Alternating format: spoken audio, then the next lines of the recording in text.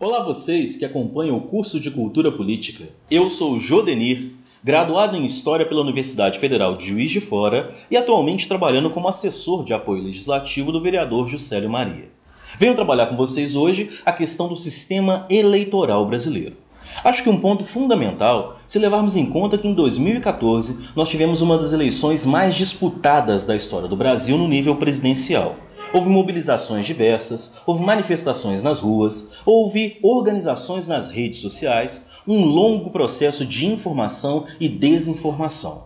Efetivamente, o ponto fundamental é que brasileiros começaram a prestar mais atenção nas questões políticas justamente em 2014 e 2015. Vamos lembrar que completamos 30 anos de democracia exatamente nesse momento. Discutir sistema eleitoral, ações democráticas, como os políticos trabalham, como os brasileiros agem perante a política é fundamental nesse momento. Se falamos de eleição no Brasil, vamos lembrar que nosso sistema eleitoral já variou muito no decorrer do tempo. Houve época em que somente pessoas que tinham uma certa renda votavam, o chamado voto censitário. Houve época que somente homens tinham direito a votar. Houve períodos de nossa história em que somente alfabetizados tinham o direito a participar das eleições. E houve principalmente uma época em que o voto era a descoberto. Você dizia abertamente ao mesário quem você havia escolhido para exercer o cargo político. Junto com isso, também tivemos, em um momento no Brasil, as chamadas eleições indiretas. Hoje em dia, na verdade desde 1988, temos no Brasil uma eleição que funciona pelo sufrágio universal.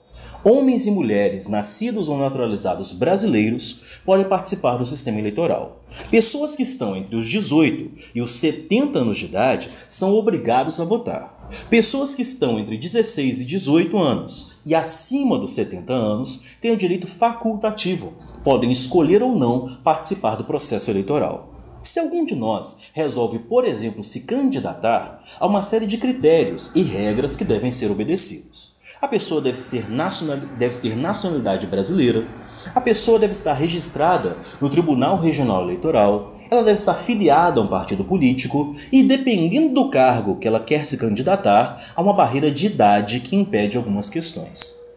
Fora isso, nós temos no Brasil atual 3 sistemas de votação que funcionam ao mesmo tempo. Há uma forma na qual elegemos deputados estaduais, deputados federais e vereadores. Há uma segunda forma na qual elegemos senadores no Brasil. E há uma terceira forma na qual escolhemos o poder executivo, presidente, governadores e prefeitos dos municípios. Vamos pensar na primeira forma, na qual, quando elegemos ou quando votamos em deputados federais, estaduais e vereadores, nós pegamos todos os votos e nós excluímos os votos nulos e votos brancos. O que conseguimos são os chamados votos válidos. Pega-se a quantidade de votos válidos e divide-se pela quantidade de vagas que nós temos para esses cargos. Aqui em Juiz de Fora, temos 19 vagas para vereadores. Divide-se votos válidos por 19 e nós temos o quociente eleitoral aqui na cidade de Juiz de Fora.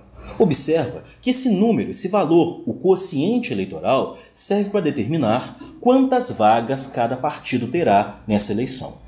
Pega-se a votação de um partido, divide-se pelo quociente eleitoral e o número que nós conseguimos são quantas vagas inicialmente cada partido terá dentro daquela Câmara. Lembrando que se todas as vagas não forem completadas, far-se-á um novo cálculo. Nesse novo cálculo, os partidos que tiverem as maiores médias conseguirão mais vagas dentro dessa eleição. Essa é a primeira forma de votação, é o chamado voto proporcional, no qual nós elegemos os nossos deputados e vereadores. A segunda forma de votação é para senador. Eleição para senador é eleição majoritária, os mais votados adquirem o cargo. Só que lembramos que Senado brasileiro representa os estados, então cada estado e o Distrito Federal tem 3 senadores cada. Os 3 não são eleitos ao mesmo tempo. Inicialmente, elege-se 2 senadores, passados 4 anos, elege-se um novo senador, e assim sucessivamente. Lembrando sempre, eleição majoritária, diferente da eleição para deputados federais e estaduais. Fora isso, nós temos a terceira forma de votação, na qual nós escolhemos nossos prefeitos, governadores e presidente da República. No caso dos municípios, eleições municipais, nós temos municípios com menos de 200 mil habitantes, não tem 2 turnos, somente um turno nas eleições.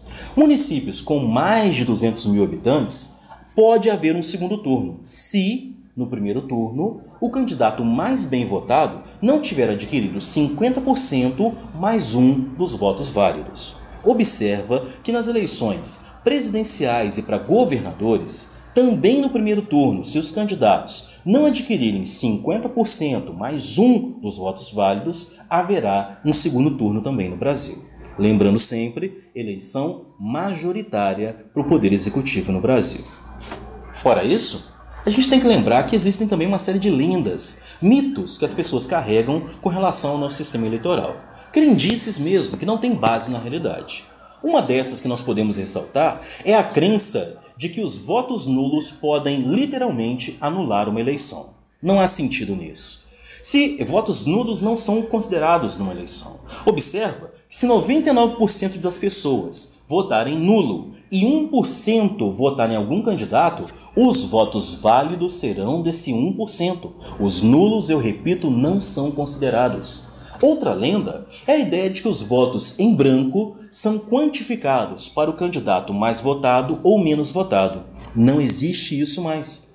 Lembremos sempre que, repito, votos brancos e nulos não são quantificados. Fora isso, talvez uma das piores lendas que nós temos no nosso sistema eleitoral é a ideia de que só votar vale. Escolher um candidato e nunca mais tomar consciência do que ele faz é um dos piores erros da democracia brasileira. Lembremos sempre que democracia e liberdade envolvem vigilância, atenção e cobrança acima de tudo. Observar, vigiar os atos daqueles que nós elegemos, cobrar que seus projetos prometidos, os compromissos assumidos sejam cumpridos, é fundamental para que nossa democracia continue sempre e sempre a amadurecer. Obrigado pela sua atenção, tenham todos um bom dia.